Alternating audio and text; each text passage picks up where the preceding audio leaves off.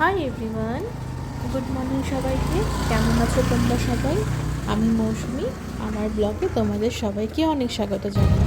সকালে আমি আর দিদি বেরিয়েছিলাম একটু বাজারেতে যাব।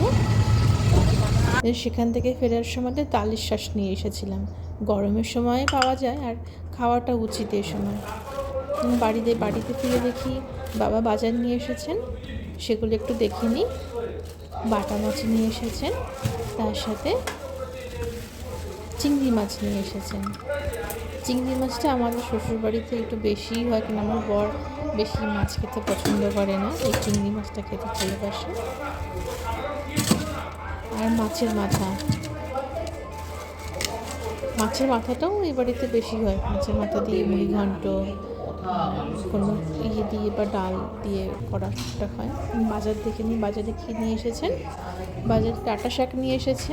আর টুকটাক সবজিগুলোকে ঢেলে নিই, দেখে নিই, দেন ধুয়ে ফ্রিজে রেখে দেবো।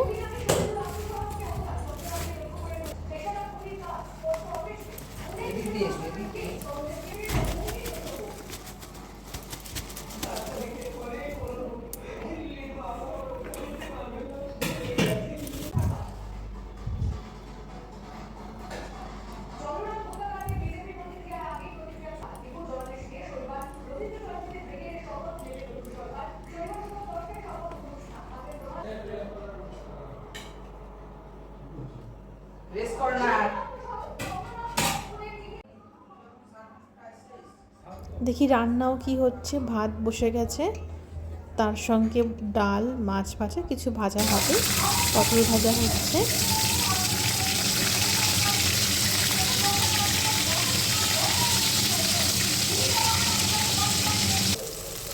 কুঁদরি ভাজা হচ্ছে, যেটা খেতে আমার একদম ভালো লাগে না কুঁদরি। কচুরলতি হচ্ছে কোথায়, আর মাছের ঝোল হবে, বাটা মাছ দিয়ে আলু দিয়ে ঝোল।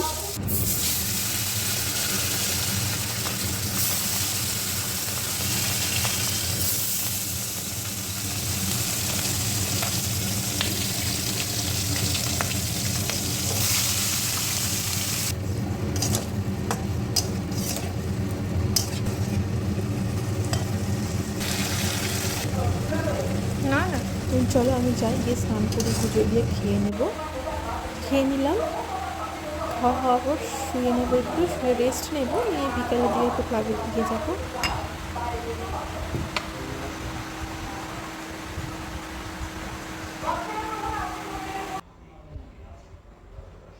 নেওয়ার পর সন্ধেবাতি দিয়ে দিলাম। সন্ধেবাতি দেওয়ার পর রেডি হয়ে নিই,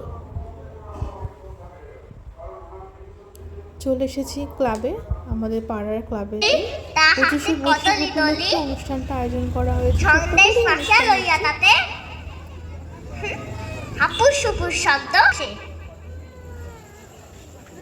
ভুলে গেছে।